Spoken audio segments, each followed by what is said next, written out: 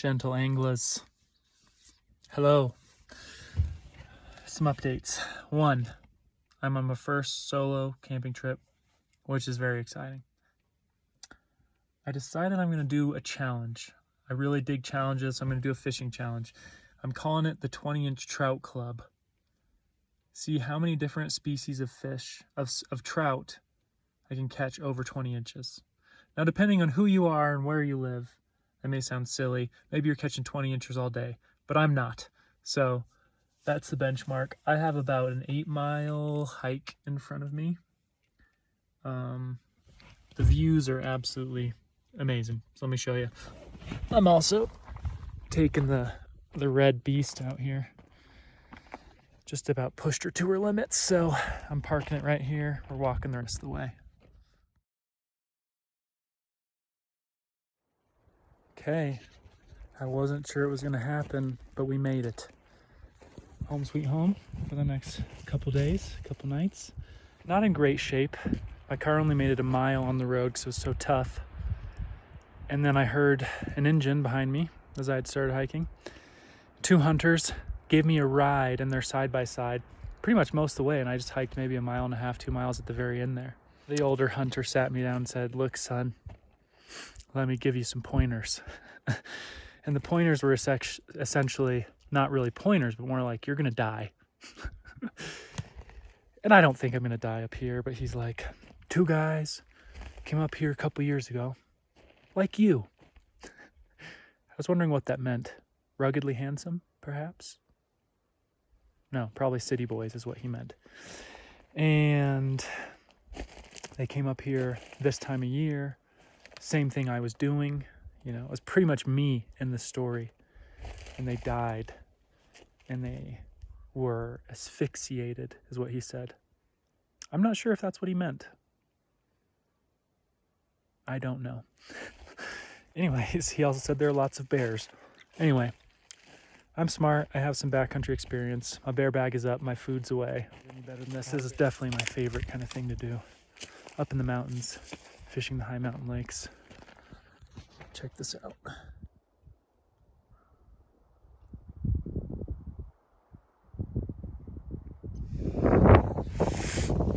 Decided to do not much videoing at the first go, just a little fishing.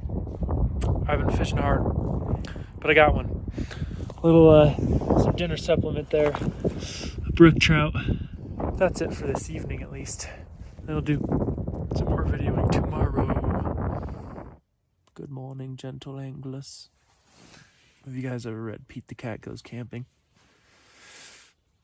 It's a children's book. Pete, it's his first time camping. He has a hard time sleeping because he hears lots of things at night. That was me. I'm Pete the cat. But slowly throughout the night, I became one with recognizing the different sounds. And I think I did sleep a little bit. But the best thing is that I stayed warm. That's what I was most nervous about. So I brought extra stuff. My backpack was super heavy, but it was worth it because I did not get cold at all. So that was important. Today, the plan is fish the lake that I'm camped at for just a little bit. Apparently, they, what am I saying? Apparently, they brought stocked tiger muskies in here to eat some of the trout so that the trout would get big. And then I'm going to hike over to another lake that doesn't have a trail. I'm pretty excited about that one. There's supposed to be cutthroat trout and tiger trout. So I'll have a crack at 3 species on this trip. I'm pretty excited. I'm probably going to lay here for a little while longer until the sun comes up more. It's not so windy. All right, the view doesn't get old. So the lake that I'm trying to get to is over there-ish. Could be even in that break of the trees right there. But my plan is I'm going to get up above the tree line, just along there, so I can have a vantage point. Because there's no trail, that's definitely the safest way to not get lost. But before that even happens, step 1, getting some oatmeal. Instant oatmeal. Nice falsetto. You know what I love about camping? You just get to a point where it's like everything's dirty and you just don't care. It doesn't matter. That's just the way life is now. Homemade marabou jig. That one's kind of ugly.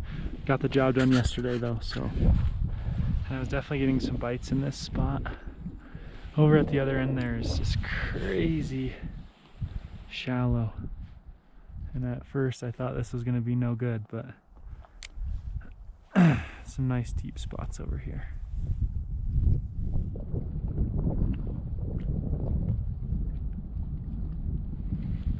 Got one.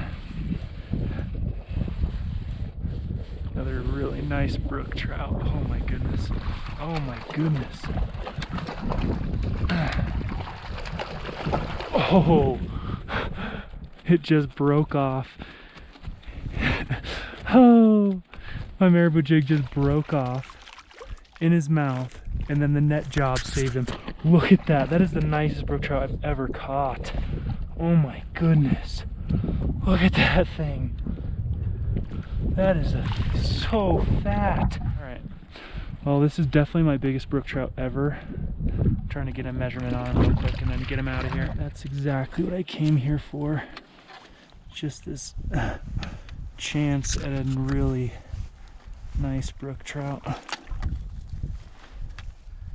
Okay, actually that's not as long as I thought it would be, but look at the colors. I mean, does that get any better? It's so fat. So yeah, definitely not my biggest. Probably tied for my biggest. Wow, I got really excited there. I don't think I've ever seen a brook trout that fat. That was amazing. Like I said, took my jig, broke it off. It wasn't in its mouth though, so it's on the bottom of the lake, and I had that last second scoop there to save that awesome fish. Woo! Sorry about the wind noise. So I put on another marabou jig that I made. It's got the main body is brown, but it has a little bit of red flash, and actually the jig head's orange. So the one I caught last night was probably 14, and then that one I got just a few minutes ago was 15. So I don't know, it's pretty good. I don't know if there's a 20 in here, but that was definitely the best brook trout I've caught. Got one.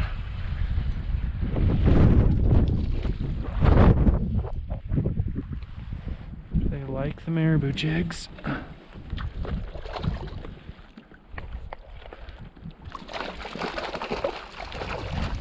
All of these fish are just really high quality.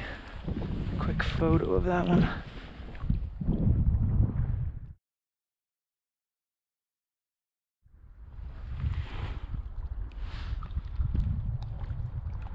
Oh, damn.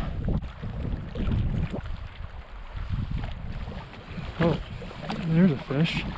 I was watching another fish swim around, and I got one.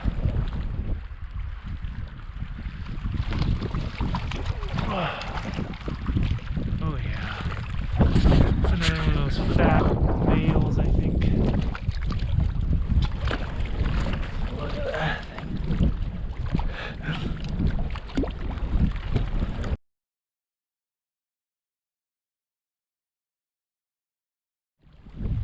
So far, what I read online has been pretty accurate. Not crazy fast fishing, but the fish you do catch are quality. Having a hard time leaving because these brookies are just awesome. I've never seen brookies this quality, so fat.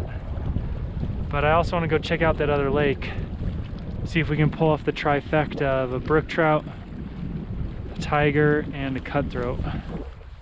Okay, step one complete. Our camp and home lake is over there. This was really hard. It was super thick. And I climbed up this boulder spill. So we're just gonna go along here. Here's our route. Try to spy that other lake.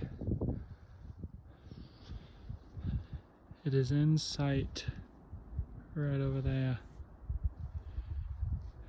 This is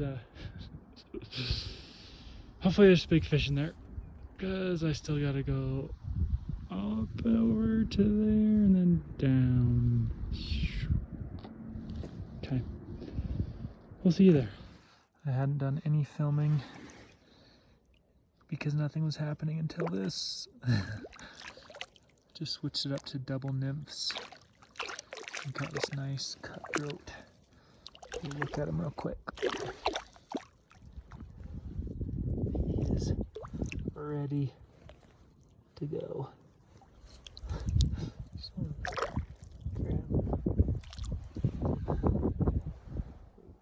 Nymph number 1, nymph number 2.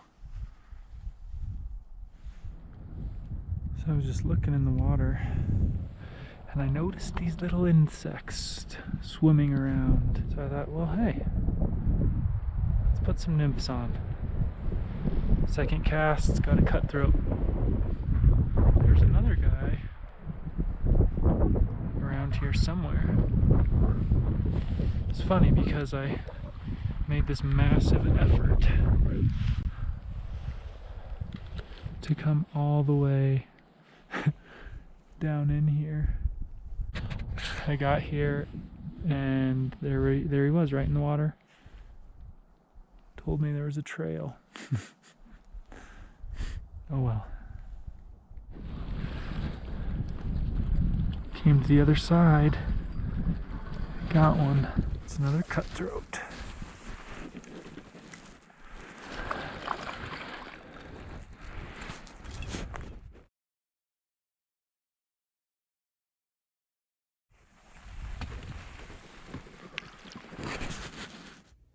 It's late.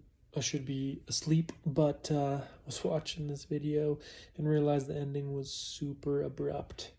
And I'm the type of person who needs closure. So I caught those cutthroats. I hooked into something bigger, snapped off, which was good, because then I realized, wow, it is dark. And I realized I didn't know the trail on the way out, and I did not want to bushwhack. And I wasn't planning on bushwhacking because the guy who I found there said there was a trail. Anyways, I start frantically searching for the trail as the sun is rapidly going down, as the sun does in late fall, especially, and in the mountains, right? And I'm freaking out, so I paused, took some deep breaths, said a prayer, oriented myself, and I found the way out. And that was just kind of a crazy night. So I got back to my camp spot and it was dark, and I went to bed. And when I woke up in the morning at 6 a.m., it was snowing. And when it's late fall and it starts to snow and you're at 10,000 feet in elevation, get out of there. You don't know what it's going to be like, and it could be hairy and it could happen fast. So I packed up and I ran out of there. I took one last cool picture on my way out and I made it and I survived, and it was awesome. Super glad I went on that trip. Good night.